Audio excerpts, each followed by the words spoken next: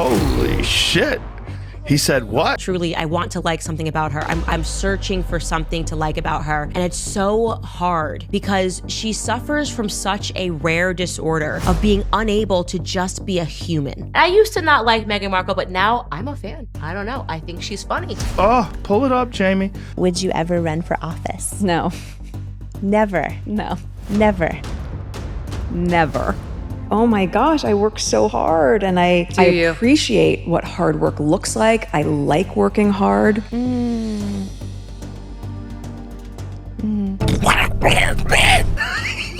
Meghan Markle is in tears again, but this time it's not about royal drama or ruthless headlines. Nope, this moment hits different. Why? Because the spotlight isn't flattering, it's exposing. And at the center of the storm, Candace Owens. It's just so disgusting was, utilizing Princess Diana, someone who was very well loved in America, and pretending that you were speaking for her from the grave, which is something that Meghan Markle did. Armed with a mic, unapologetic opinions, and zero filter, she's calling Meghan out, accusing her of turning oppression into a profitable brand. I can't take it anymore. Get out, get out, get out. Uncle, make it end. Make it end.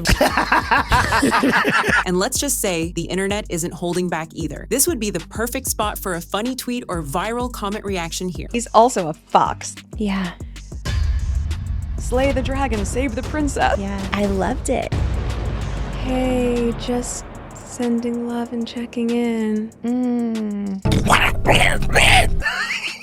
Every interview, every dramatic sit-down, every carefully crafted podcast, and glossy Netflix docuseries. Critics say it's all been part of the same performance, the same storyline. Look at that face. She's not happy. Oh, yeah, it's so hard to be pretty. So your life is so hard. You're a fucking princess.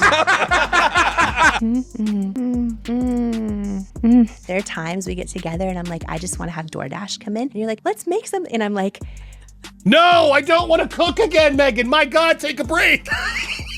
Meghan Markle, the woman too bold, too modern, too real for the royal family. But strip away the soft focus shots and emotional music, and what's left? Not a fairy tale, a full-blown PR campaign, one built not on talent, but on trauma. A narrative that's been carefully packaged and sold over and over again. Never once played a victim, but she is going to cry, and you will like her, and you will see her as a victim, no matter how many dollars it takes. If it takes $88 million for you to believe that she is victimized by being a princess, and by golly, by the end of it, now, even that storyline is cracking. The public's sympathy, once flowing, is drying up. The big deals fading. The audience losing interest. Because here's the hard truth. Victimhood doesn't last forever. Every little thing that ever happened to you makes you a special victim, and no matter how horrendous you act, once you receive that status of victimhood, everyone must understand. And Meghan's personal brand, it might have just passed its peak. Think $20 million well spent? Try again. Meghan and Harry's Spotify deal crashed harder than a royal family group chat after a scandal dropped. One of the executives came out and said they quite literally have no talent, but worse than that, they don't want to work. Never, ever. Oh my gosh, I work so hard and I appreciate what hard work looks like. I like working hard. She's not editing scripts. She's not editing what's going to happen the next day. People are putting that in place. She won't even organize her own clothes. Everything is organized for her. That is not hard work. Hard work is get up in the morning, get to 7 o'clock, get into a factory or a shop and working for 10 hours on your feet, coming home knackered.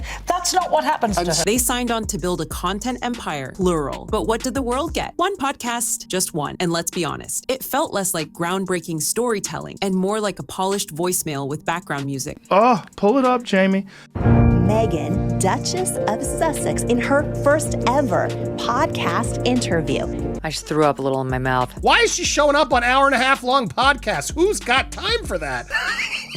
Critics tore into it. Shallow, overproduced, painfully scripted. And the most ironic part, it claimed to celebrate authenticity while sounding anything but. Candace Owens didn't mince words. She called it what many were thinking, a grift, a hustle wrapped in empowerment buzzwords. They want their privacy, but I don't know, they just are constantly on a podcast, in an interview with Oprah. I mean, this has been the most bizarre pursuit of privacy that I've ever seen in my entire life. And she definitely wasn't the only one. A senior Spotify executive didn't bother sugarcoating it. He straight up called Meghan and Harry grifters. Not misunderstood creatives, not underperforming visionaries, just grifters. Oh my God, that hat. Oh God, he's so hot. Look at him.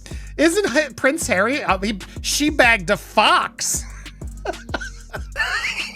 But look how nice is she. Pulling away from her lovely prince.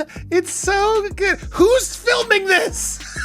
But Meghan didn't hit pause there. Nope, the brand train rolled right onto Netflix. First came Harry and Meghan, a docuseries hyped as explosive. But what did viewers actually get? B-roll, moody lighting, and more slow-motion avocado toast than Revelations. Oh, pull it up, Jamie. The world's biggest victims right now are the Duke and Duchess of Netflix. But truth be told, no matter how hard I tried, no matter how good I was, no matter what I did, they were still going to find a way to destroy me. Yeah, nobody set out to destroy you. You destroyed yourselves in this country with your ludicrous, hypocritical behaviour. The truth be told, what you just said is complete and utter garbage.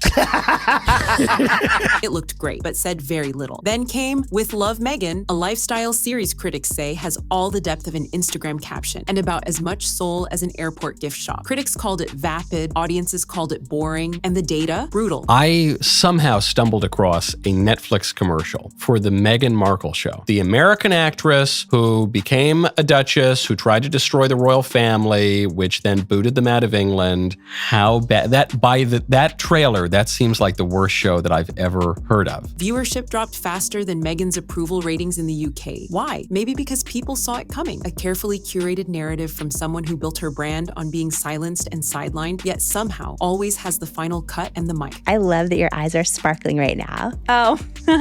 Oh my God. Dan, I threw up in my mouth. Yes.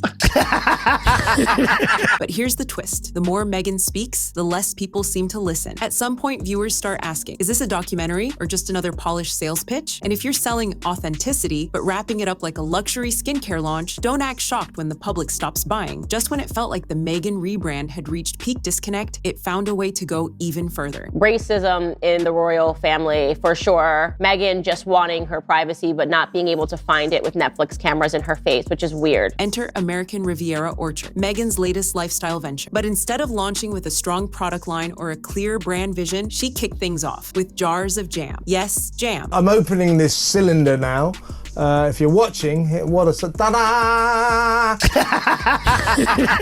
A taste of entitlement, greed, avarice and deception. The rollout was meant to feel artisanal, intimate, dripping with California charm. But to many, it landed more like a tone-deaf parody of privilege. While everyday people are tightening budgets and choosing between groceries or gas, Meghan is out here promoting fruit preserves like they're miracle elixirs of elite self-care. Edible flowers. This is spectacular. Be prepared to take a big intake of breath.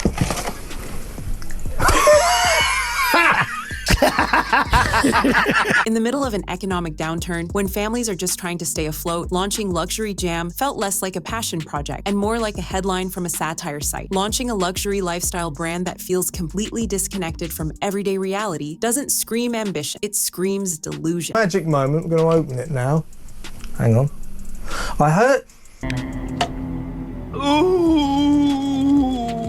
If Archetypes was Meghan's pitch for intellectual credibility, American Riviera Orchard is her audition for Queen of the Pottery Barn catalog, aesthetic over substance. Again, at the heart of the Sussex PR machine is one persistent belief that the royal name is a golden passport to endless influence. People want to listen to something that sounds real. They don't want to be lectured about feminism. They don't want to be lectured about what they're doing wrong. They don't want to be told the patriarchy is all around them. But here's the truth. Meghan and Harry keep swiping those titles like expired credit cards. Every brand deal, every boardroom pitch, hoping someone, somewhere, still thinks the crown carries currency. The problem? Outside the palace walls, it takes more than a tragic origin story and a monogram crest. You need actual ideas, real follow-through, and, honestly, a little basic awareness of the world around you. I'm sure they will tomorrow. I don't have to change anything about myself. I don't need to work. I'm just going to keep doing all the things that I'm doing that have failed, and I'm not going to take any responsibility. I'm not going to suggest that maybe that might be my fault. And no. It'll just all change tomorrow. Harry's role in all this? Let's be honest, he looks like a guy who left the palace with no roadmap beyond Trust My Wife. From his ghost-written memoir to those painfully awkward public appearances, where he often looks one breath away from asking if his parking's been validated, Harry doesn't come off as a visionary. He comes off like someone who accidentally joined a Zoom meeting he wasn't invited to. Well, you can't critique me because I am Princess Diana's son and I suffered this tragedy. Well, guess what? So did William. So did Prince William. And what you are doing to him, what you have done to his daughter, what you did to Charlotte, Charlotte, your niece.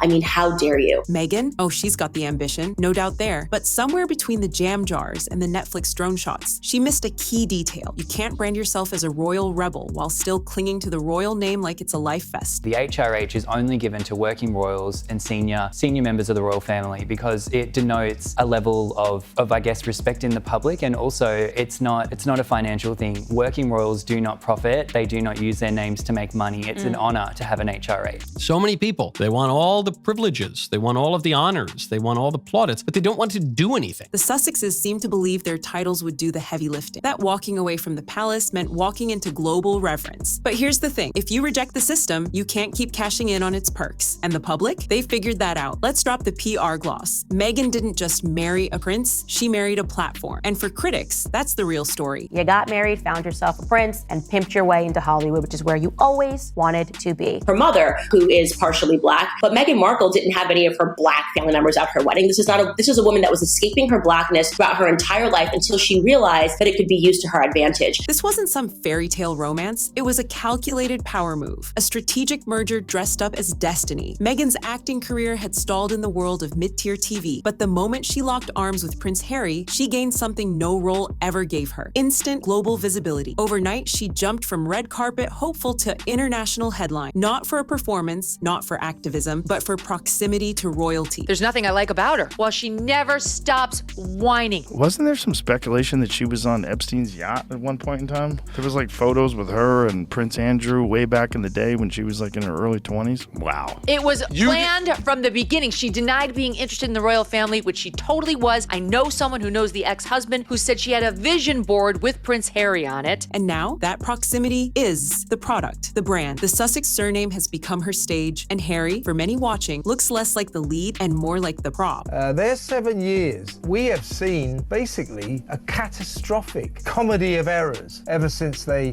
got married and then ran away to California. Something really bad about this relationship. It hasn't worked. Let's call it. Every time Meghan rolls out a new venture, Harry's right there, nodding like a human press release. Whether it's a Netflix deal, a podcast drop, or another public swipe at the royal family, he's always in the background, a few steps behind, looking less like a partner and more like a +1 to his own narrative. But this has been Meghan Markle's MO from the beginning. She wants all of the privileges that go along with an identity, but she doesn't want any of the responsibilities. She doesn't want to do any of the work. She wants the tiara. She doesn't want the public service. And just when it looked like Meghan might make it through the week without catching heat, boom, in came Candace Owens, armed with receipts, razor-sharp sarcasm, and absolutely zero chill. She didn't just critique Meghan, she roasted her, charbroiled, flame-grilled, served with the side of told you so. Because they don't really know how to make money, right? Their entire brand is talking about their own victimhood. They want them to continue to trash the royal family. You know, this Freudian transfer of I'm now Princess Diana and I must be saved. It's sickening and manipulative. And let's not forget, this wasn't just Owens throwing punches. A senior Spotify executive dropped the pleasantries and called the Sussexes what many had been whispering for a while: grifters, not underperformers, not misunderstood visionaries, grifters. It's so disrespectful to Queen Elizabeth II's memory. The royal family at this point in time, after the Oprah Winfrey interview, Spare, and the Netflix series, want nothing to do with these two people. Do we really believe that the royal family was trying to trap them in the UK? That's not a review, that's a reputational mugshot. Because here's the catch. You can't sell authenticity when every word feels lawyer-approved, PR-filtered, and delivered in Meghan's signature tone of polished indignation. People didn't want a lecture in high-gloss packaging. They wanted something real. What they got? A soft-focused sermon with background music. When you say the only value that being black has to me is when I can use it to get ahead and to climb the social ladder, and that's when I'm going to mention it, and I'm going to use it as a shield so you can't say anything because I'm black, and how dare you speak about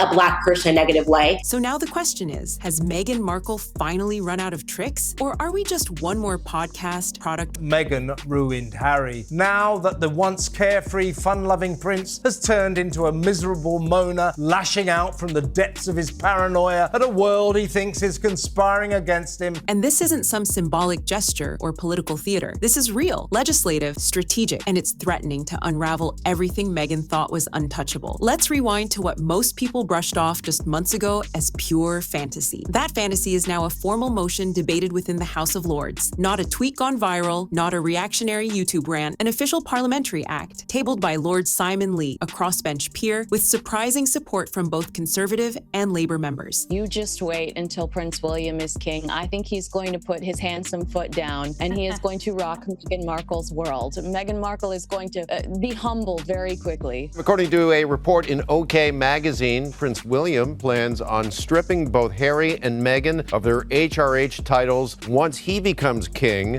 We read them all. If you've made it this far, you're the kind of viewer we love having in this community. So don't forget to hit that "Had to subscribe to our" button and turn on notifications so you never miss a story the mainstream won't touch. Thanks for watching and stick around. The next headline might be just one avocado toast away.